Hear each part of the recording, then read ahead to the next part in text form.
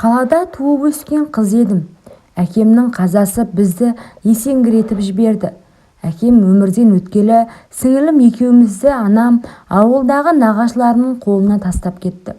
Анамызға қанша жылап жалынсақ та, ол бізге осында қалыңдар, мен жұмыс жасап келемін, көп ақша әкелемін, сосын жеке үйіміз болады деп жұбатып жатты. Анам ағылшын тілінен мұғалім еді. Шетелден көп ақша табамын деп Англия еліне бізді тастап кете барды. Ол кезде мен 11 жаста болдым. Сіңілім 7 жаста еді. Нағашы әжем біздерге жақсы қарап жүрді. Тек анамның інісі өте нашар адам болды. Әйелі балалары бар. Нағашы ағам ішпейтін, шекпейтін, үндемейтін адам. Сырт көзге өте жуас, момын көрінеді. Бірақ ол нағыз нәпсі құмар сорлы еді. Әйелі мінезі ашық, сөйлеп қалған жан. Бізге еш уақытта зиянын тигізбеді. Ол жеңгемнің жасырын жүретін еркектерде бар екен. Оны бірде үйде ешкім жоқ кезде есік алдындағы гаражда біртүрлі дауыс шыққан. Қызығып барып есігінен сығаласам, жеңгем басқа еркекпен болып жатыр екен. Ол дыбыстардан қорқып кеттім, бірақ жаман нәрсе екенін ішім сезді. Сол бір көріністі ұмыта алмай жүргенде әжем мен жеңгем екеуі қаладағы бір туыстың жаназасына кетті. Негізі ағам бару керек еді. Мал жоғалып кетті. Соны іздеймін деп қалып қойды. Менің жасым 12-де еді. Кішкентай болсам да балаларға қарап рожки мен картоп пістіре аламын. Кешке қарай нағашы ағам келді. Тамақ дайындап қойдым. Жаз айы еді. Балаларға нағашы ағам ақша беріп магазинге барыңдар деді. Маған қарап, сен тамақ шай дайында деді. Содан соң өзі жуынып шайынып дастарханға отырды. Мен де келіп отыра бергенімде ол тұрып есікті ілді де мені сүйреп өз бөлмесіне кіргізді. Шошып кеттім. Жаман нәрсе болатынын сезгендеймін. Нағашы ағам аузымды басты. Мені жерге итеріп жіберіп, сұғып алды. Астымның сол кезде ауырғанын айтып жеткізу мүмкін емес. Жатқан жерімнің бәрі қан. Өлдім деп ойладым. Өз ісін бітірген нағашы ағам, ешкімге айтушы болма. Әйтпесе саған істегенді сіңіліңе де істеймін. Сосын екеуіңді де осылай қинайтын боламын. Аузыңды ашушы болма деп қатаң ескертті. Қансырап бүктеліп бөлмеме әзер жеттім. Бүлінген киімімді шешіп, басқасын ауыстырғым келді. Ағам тағы келіп, өзі бәрін ауыстырып кетті. Бүлінген киімімді өзі алып кетті. Есік алдындағы ошаққа жағып жібергенін ертеңіне көрдім. Сол күннен соң өмірім күрт өзгерді. Айтайын десем сіңілім үшін қорқамын. Айтпайын десем ішіме сыймай барады. Үйде ешкім жоқта маған ойына келгенін жасайды. Нағашы ағамды жек көрдім. Кәдімгідей астым қатты ауыратын еді. Бір күні жеңгеммен моншаға бірге бардым. Сол жерде жылап отырып, ағамның маған тиісіп жүргенін айттым. Сонда жеңгем күліп, қайта күшті ғой. Кайфын сезінбей жүрсің сен. Қазір саған көрсетемін деді.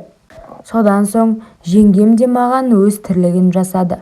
Бірақ ол маған ұнап жатты. Өте күшті сезімді бастан өткіздім. Ол жасап болған соң маған, енді сен де мені осылай жаса деді.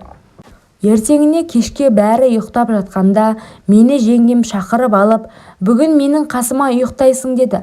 Анадағы нәрсе ұнап қалған маған, бәрін ұйықтатып жеңгемнің бөлмесіне барсам, ағамда жатыр. Шошып кеттім. Жеңгем болса сыбырлап, кел, кірішке деп шақырды. Қорқып кірдім. Жеңгем мені күйеуінің көзінше ұстап алды. Ағам болса арғып, жаман әдеттерін жасады. Білмеймін, сол күні 2 қатын болып, бір еркекке болып жүрдік. 9-шы сыныпты бітіргенше 3-тік болып жүрдік. Көбіне мені олар пайдаланды. Бір күні жүкті болдым. Жеңгем бәрін ың-шыңсыз бітіріп аборт жасатты. Сосын 9-шы сынып бітірген бойда мені қалаға техникалық колледжге қуды. Сол жақта оқып жүріп бір жігітпен таныстым. Ол жігітке тезірек үйленгім келді. 2 ай жүрген соң қыз емес екенімді айтып едім. Жігітім хабарсыз кетті. Жылап жүрдім. Мен сияқты жаман қыз енді ешкімге керек емес деп. Ол жігіт менің алғашқы махаббатым еді. Қатты сүйіп едім. Ол жігітке тұрмысқа шықсам, сіңілімді де қасыма алғым келді. Әйтпесе, ана үйдегі ібілістер оны да мен сияқты құмарларына пайдаланатыны белгілі. Көп замай алып қашудың құрбаны болдым. Танымайтын өзімнен үлкен жігіт. Маған да керегі осы еді. Ешқандай қарсылықсыз қалдым. Орамал тағып келін атандым. Алғашқы түнде қыз болмай шыққаным үшін күйеуім жек көріп кеткендей. Теріс қарап ұйықтап жүрді. Оның олай істегені мүлдем жаныма батпады. Өйткені оның інісі менің алғашқы махаббатым еді. Ол екі аяғынан айырылып, сол үшін менен бас тартқан екен. Беташарда ғана алғашқы махаббатымды көріп жылап жіберген едім. Мені алам деп жүргенде ауылына барған екен. Асау тайды бағындырамын деп аттан құлап, омыртқасы зақымданған. Содан міне мүгедек арбасына таңылыпты. Отаға түскен, бірақ әлі ұзақ уақыт ем керек екен. Қазір үйде, күйеуім мен енем жұмыста. Мен алғашқы махаббатым әрі қайныммен үйдемін. Бір күні шыдамай, оған сүлікше жабысып кеттім. Ол да қарап қалмады. Сол күні екеуміз бар ойымыздағыны жасадық. Ол жағы жұмыс жасап тұр екен. Әбден сезімге бөледім. Келгеніме көп ұзамай мені күйеуім ұрып соғатын болды. Мүгедек қайным қорғашта бәлек. Сосын бір күні қайныма екеуміз қашып кетейік. Мен сені шексіз сүйемін, сені тастамаймын деп ант су іштім. Ол келісіп, екеуміз құжаттарды алып үйден қаштық. Анасының отаға деп дайындаған ақшасын ұрлап кеттік. Қаладан пәтер алып бірге тұрдық. Сіңілімді де қасыма алдым. Мен тек мүгедек күйеуімді ғана сүйдім. Одан кейін ешқандай еркекке қарамадым. Оны пенсияға шығарып, өзім жақын жерден жұмыс жасап, күйеуімді асырадым. Екеуміз солай бақытты өмір сүріп жатырмыз. Ең бастысы, сіңілімді жаман жолдан алып қалдым. Мен Алладан жүректен кешірім сұрадым. Сол үшін де қазір бақытты әйелмін. Мейлі, балаларым болмаса да өзімді сүйетін, сыйлайтын күйеуім бар. Мейлі, күйеуім мүгедек болса да жүрегім мүгедек емес. Анам болса сол кеткеннен ешқашан бізді іздеп келмеді. Оны ешқашан көргім де келмейді.